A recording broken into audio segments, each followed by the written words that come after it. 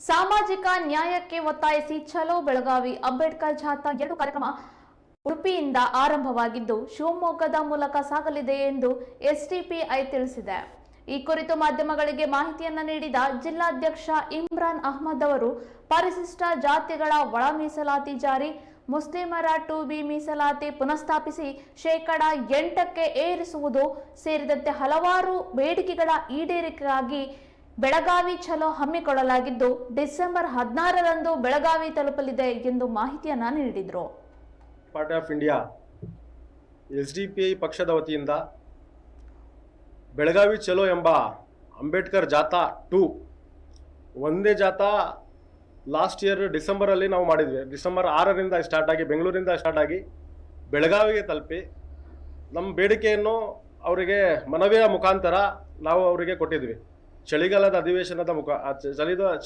ಅಧಿವೇಶನದ ಸಂದರ್ಭದಲ್ಲಿ ಆ ಮನವಿಯನ್ನು ನಾವು ನೀಡಿ ಈ ಮನವಿಯಲ್ಲಿ ಇರುವಂತಹ ಬೇಡಿಕೆಗಳನ್ನು ಈಡೇರಬೇಕು ಅಂತ ಹೇಳಿ ಒಂದು ಮನವಿ ಮಾಡಿದ್ವಿ.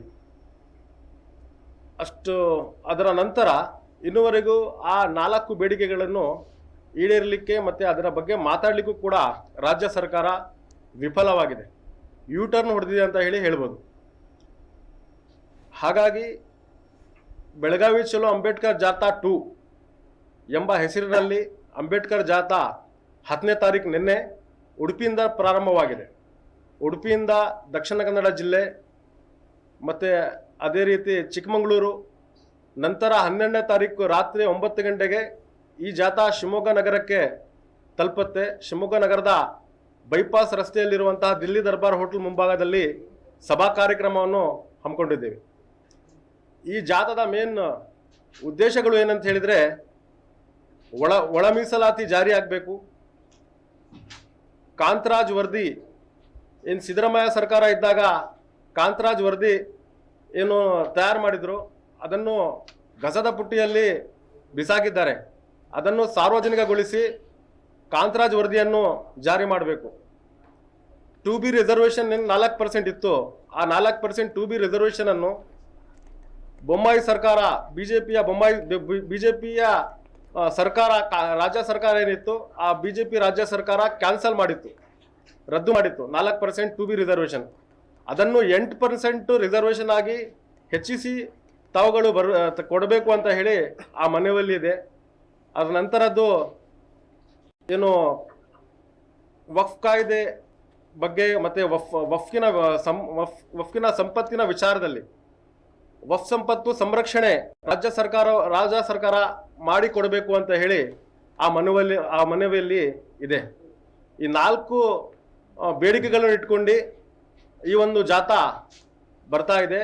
ಈ ಜಾಥಾಕ್ಕೆ ಭಾಳಷ್ಟು ಜನಬೆಂಬಲ ಉಡುಪಿಯಲ್ಲಿ ಮತ್ತು ದಕ್ಷಿಣ ಕನ್ನಡ ಜಿಲ್ಲೆಯಲ್ಲಿ ಸಿಕ್ಕಿದೆ, ಮತ್ತು ಶಿವಮೊಗ್ಗದಲ್ಲೂ ಕೂಡ ಭಾಳಷ್ಟು ಜನಬೆಂಬಲ ಇದೆ ಅಂತ ಹೇಳಕ್ಕೆ ಇಷ್ಟಪಡ್ತೀನಿ. ತಾವುಗಳು ಕೂಡ ಆ ಸಭೆ ಕಾರ್ಯಕ್ರಮಕ್ಕೆ ಬಂದು ಆ ಸಭೆ ಕಾರ್ಯಕ್ರಮವನ್ನು ತಮ್ಮ ಮಾಧ್ಯಮದಲ್ಲಿ ವರದಿ ಮಾಡಬೇಕಾಗಿ ತಮ್ಮಲ್ಲಿ ಪ್ರೀತಿಪೂರ್ವಕವಾಗಿ ಕೇಳ್ಕೊತೇವೆ. ಸರ್, ಅದರಲ್ಲಿ ಅಂಬೇಡ್ಕರ್ ಏನು ಆಶಾ ಇದೆ, ಸಂವಿಧಾನದಲ್ಲಿ ಏನು ನಮ್ಮ ಹಕ್ಕು ನಮಗೆ ಸಿಗಬೇಕಾಗಿದೆ, ಅದೇ ಆಶಯಗಳನ್ನು ತಗೊಂಡು ಆ ಜಾಥಾವನ್ನು ಮಾಡ್ತಾ ಇರುವಂಥದ್ದು. ಹಾಗಾಗಿ ಅದಕ್ಕೆ ಅಂಬೇಡ್ಕರ್ ಜಾಥಾ ಅಂತ ಹೇಳಿ ಇಟ್ಟಿದ್ದೇವೆ.